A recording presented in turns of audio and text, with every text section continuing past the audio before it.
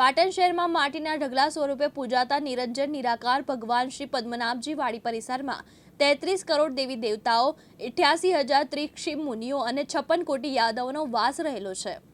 ત્યારે મહેસાણા જિલ્લાના વિજાપુર તાલુકાના 17 ગામોના ઉદા પટેલોના શ્રદ્ધેય સંત પરમ પૂજ્ય શ્રી જીવણાનંદજી સાહેબ અને પરમ પૂજ્ય શ્રી કબીરજી સાહેબના કયારાઓ વાડી પરિસરમાં આવેલા હોય દર વર્ષે ભાદરવી પૂનમના પવિત્ર દિવસે ઉદા પટેલ ભક્તો અહીં પગપાળા યાત્રા સંઘો સાથે આવી પોતાના બધી માનતાઓ પરિપૂર્ણ કરી ધન્યતા અનુભવી રહ્યા છે।